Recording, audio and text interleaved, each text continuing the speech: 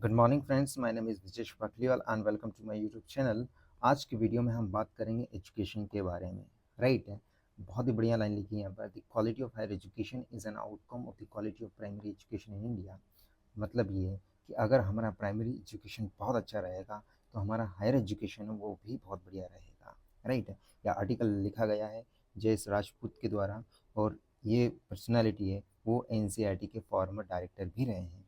तो चलिए इस इनके आर्टिकल को हम समझने की कोशिश करते हैं कि ऐसा क्या लिखा है and what are the points that can be used for our examination. Right, तो उन्होंने पहली लाइन लिखी कि अगर किसी भी ऑर्गेनाइजेशन में अगर आप सडन एक्सपेंशन करते हैं तो उसकी जो क्वालिटी रहती है उसमें डाइल्यूशन होता है, मतलब उसमें इम्प्रूवमेंट नहीं आता ज़्यादा। राइट है, फिर उन्होंने ये बोला कि सीरियस लॉस भी होते हैं किसके ऊपर, जो क्रेडिबिलिटी इंस्टीट्यूशन की उसमें लॉस होता है।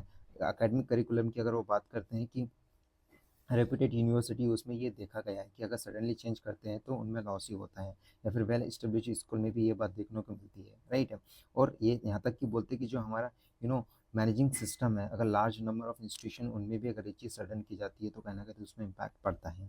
राइट है, और ये बात वो कर रहे थे कि हमारे जो गवर्नमेंट स्कूल्स हैं उनमें ट्रस्ट डिफिसिट देखा गया है, मतलब ज़्यादा विश्वास नहीं रहा लोगों का।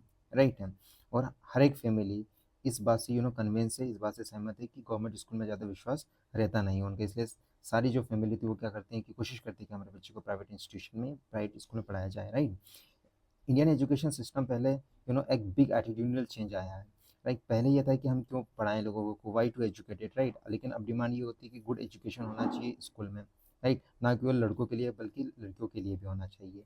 पोस्ट इंडिपेंडेंस के बाद एक्सपेंशन किया गया है, ये अच्छी बात है स्कूल एजुकेशन में। राइट, फिर इसके बाद में ये मान के चलिए कि हमारे जो हायर एजुकेशन उसमें भी एक इनिवेटिबल सिचुएशन है, मतलब उनमें भी एक्सपेंशन हुआ, दैट्स गुड। हालांकि बात ये कि एक सीरियस डिफिसिट आ गया है किसमें, मतलब एक सीरियस तरीके से अविश्वसनीयता फैली हुई किसमें, qualified and the competent man power में।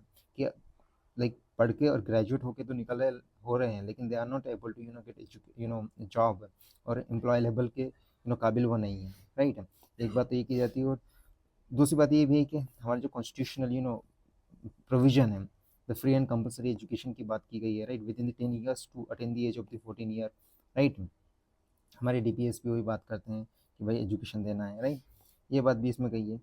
तो वो धन्यवाद देना चाहते हैं हमारे लीडर्स को कि उन्होंने एक एजुकेशन सिस्टम में ये अचीवमेंट को प्राप्ति की है। राइट, और उनके जो एफर्ट्स उनको अप्रिशिएट भी करना चाहते हैं, क्योंकि उस समय बहुत ज़्यादा टफ और एकदम रिस्ट्रिक्टिव सर्कमस्टांसेस होते थे। इसके बावजूद भी जब हमारा देश आज़ाद हुआ उस समय लगभग लगभग वो 18 से लेकर 20% के आसपास हमारी लिटरेसी रेट थी।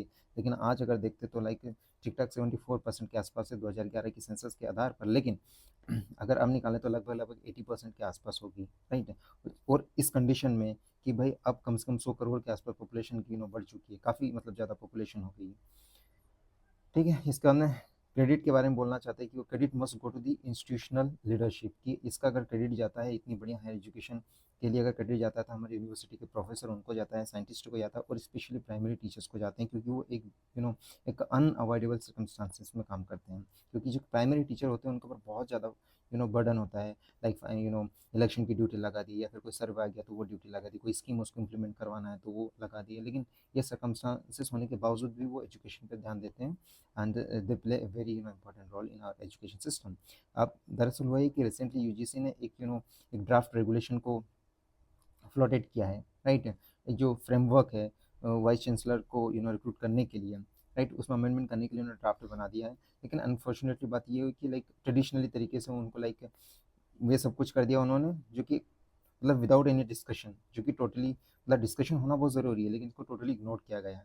और अगर in the absence of the discussion proper, अगर विजिबल इनिशिएटिव वगैरह अगर डिस्कशन नहीं होता है तो कोई मतलब होता नहीं है सच। राइट, आजकल हार्डली अपन कहीं देखते डिस्कशन अगर होता है तो लाइक टीवी पे हो गया है, सुपरफिशियल डिबेट हो रहा है वहाँ की जगह। राइट, तो जो हमारे उनका जो अनुभव है वो शो ये करता है कि it is indeed tough to prepare the academic leaders, कि ये बहुत मुश्किल होता है, अगर एकेडमिक लीडर्स बनाना है तो ये बहुत मुश्किल होता है। हालांकि अगर you know barely has been to this aspect, और इस पर ध्यान भी बहुत कम देते हैं। राइट, यूजीसी का फोकस वो यूनिवर्सिटी के ऊपर, हायर एजुकेशन के ऊपर है, राइट है। लेकिन नेशनल जो कंसर्न होना चाहिए एकदम वाइडर होना चाहिए। That mean we should also talk about the primary education as well. हमको प्राथमिक शिक्षा के बारे में भी बात करना चाहिए। क्वालिटी ऑफ हायर एजुकेशन जो इंस्टीट्यूशन है, राइट है, वो लीडरशिप को भी इंक्लूड करते हैं, राइट है। एंड जो जो लीडरशिप होती है हायर एजुकेशन पे भी, अगर लीडरशिप जा रही है तो वो product of the elementary education का होगा।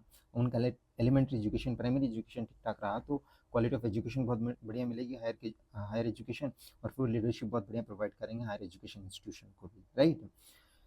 सबसे बढ़िया एग्जांपल वो यहाँ पर जापान का देते हैं कि वहाँ पर देखा, मतलब जापान को आपको पता है कि जो सेकंड वर्ल्ड वॉर हुआ था उस समय उनको एकदम ध्वस्त कर दिया गया था, उनको डिस्ट्रॉय कर दिया गया था। यूएसए ने न्यूक्लियर बम का इस्तेमाल किया था उसमें, राइट। तो बम्बारमेंट हुई थी भयंकर तरीके से। Is that clear? तो फिर क्या कि जापान के जो विजनरीज लीडर थे, उनको इन्हें एक तरह से उनका टास्क था कि हमको रिकंस्ट्रक्शन करना है, और उन्होंने प्राइमरी एजुकेशन को प्रायोरिटी पर रखा, और उनके करिकुलम को इस तरह से उन्होंने डिज़ाइन किया कि वापस उन्होंने अपने जापान को एक जो पहले की जो ग्लोरी थी उसको वापस उन्होंने रिगेन करने की कोशिश की, और बहुत हद तक वो उसको अचीव भी कर पाए, राइट। और वहाँ पर एकदम पंक्चुअलिटी का कल्चर है कि भाई 5 बजे अगर क्लास खत्म होनी तो 5 बजे ही होगी, 10 बजे अगर क्लास शुरू होना है एएम में तो 10 बजे ही शुरू होगी, ना 5 मिनट कम ना ज़्यादा, राइट। तो ये वहाँ के जो टीचर्स होते हैं वो एकदम टोटली डिवोशन के साथ करते हैं, राइट। एवरी मिनट का वहाँ पर इस्तेमाल करते हैं वो, और उनके अंदर ये भावना रहती है कि हम जो भी हम बच्चों को पढ़ा रहे हैं हम नेशनल बिल्डिंग का काम कर रहे हैं। हाँ, दैट्स ट्रू। तभी बोलते हैं कि बच्चे जो होते हैं देश का भविष्य होते हैं। तो ये बात सही भी है, अपन जापान के कॉन्टेक्स्ट में ये बात को समझ सकते हैं, राइट। और एकदम नेशनल बिल्डर की तरह वो काम करते हैं, राइट है। और अगर इंडिया की हम बात करते हैं तो लाइक 5 मिनट, अगर लाइक 5 मिनट तो लेट जाते ही, मतलब मोस्ट ऑफ द टीचर्स होते हुए जाते हैं, like definitely there are some teachers they are good teacher and punctual हो जाते हैं टाइम पे, but most of the teacher होते हैं वो कम से कम 5 मिनट 7 मिनट लेट जा रहे हैं, या 5 मिनट पहले ही छोड़ दी क्लासेस को, राइट है। तो आप सोच के देखिए कि 5 मिनट अगर एक टीचर लेट जा रहा है, 50 बच्चे वेट कर रहे हैं, तो 5 मिनट का लॉस नहीं है, 5 मिनट एक बच्चे का लॉस है, तो ये मान के चलिए 250 मिनट का लॉस है। समझ में आ रही बात? तो इस तरह से जापानीज लोग होते हैं इस तरह कैलकुलेट करते हैं, दैट ट्राई टू इम्प्रूव इधर एजुकेशन सिस्टम, बट इंडिया में ये चीज़ अभी होना बहुत मुश्किल है, और कोशिश की जा रही है इसमें, राइट है। तो ये सारी चीज़ होती है। और अगर वहाँ पर अगर जापान में अगर वो ये चीज़ अगर करते हैं तो वो टीचर खुद एकदम सेल्फ गिल्टी महसूस करता है कि अरे यार मैंने क्या कर दिया है, राइट। और या तो फिर वो एक्स्ट्रा एफर्ट लगाया कि हमें 5 मिनट लेट आया तो मैं काम करूँगा, राइट। तो हमको ये कि इस तरह का एक वर्किंग लाइफ एंड यूनिवर्सिटी को हमको बनाना बहुत ज़रूरी होता है। तो like whether is like university और कॉलेज और दी लीडर्स और वाइस चांसलर, इस तरह की एक भावना उनके अंदर इंकलकेट करने की आवश्यकता है, राइट है। हाँ, हमारे पास एक इनहेरिटेंट लेगेसी है ग्रेट एकेडमिक लीडर्स की और स्कॉलर्स की। वो आज भी हमको इंस्पायर करते हैं, जो प्रोफेशनल टारगेट है उसको एक ह्यूमन बींग को, और ये जो प्रोफेशनल लोग हैं उनको ह्यूमन बींग को सर्विस करने के लिए अभी भी इंस्पायर करते हैं, राइट है। तो जैसे एग्जांपल दे रखे हैं उन्होंने कि सिंगल लीडरशिप होता है, वो खुद एक ये मान के चलिए कि एजुकेशनल इंस्टीट्यूशन है उसको ट्रांसफॉर्म कर सकता है, राइट। और हर एक ग्रेट यूनिवर्सिटी के पीछे ये मान के चलिए कि किसी न किसी एक आउटस्टैंडिंग पर्सनालिटी का काम तो होता ही होता है, और वो व्यक्ति उस यूनिवर्सिटी को एक हाइट तक ले जाते हैं, राइट। जैसे अगर हम बात करें बीएचयू की या फिर एएमयू की, राइट।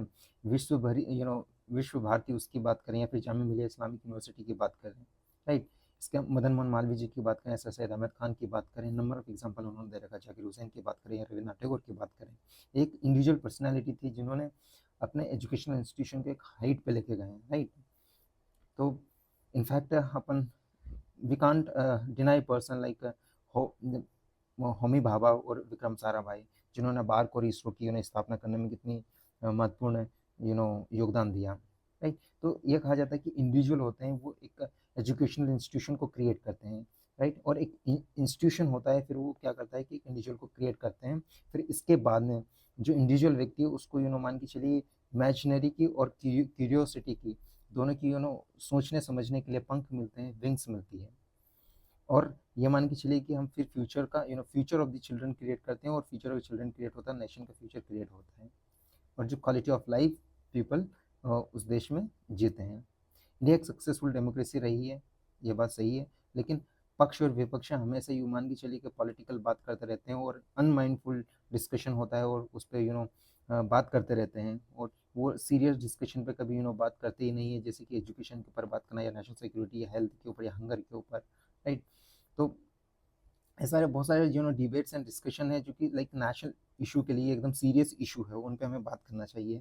ये बॉडी का नाम याद रखिएगा, central advisory board on education, जिसको CAB बोलते हैं, जो कि प्रिसाइड की जाती है एजुकेशनल मिनिस्टर के द्वारा, राइट। ये इंपॉर्टेंट बॉडी याद रखिएगा। और ये बॉडी में ये मान के चलिए कि लाइक पूरे नेशन से रिप्रेजेंटेशन होता है, स्टेट के एजुकेशनल मिनिस्टर्स होते हैं, एकेडमिक होते हैं और मेजर इंस्टीट्यूशंस होते हैं, राइट। तो अच्छी अच्छी पर्सनालिटी होती है। अगर वो चाहें और अगर बढ़िया से कोशिश करें तो एक बहुत बढ़िया डिस्कशन कर सकते हैं, डेलिब्रेशन कर सकते हैं, और इसके बाद में वो एजुकेशन से संबंधित पॉलिसी बना सकते हैं।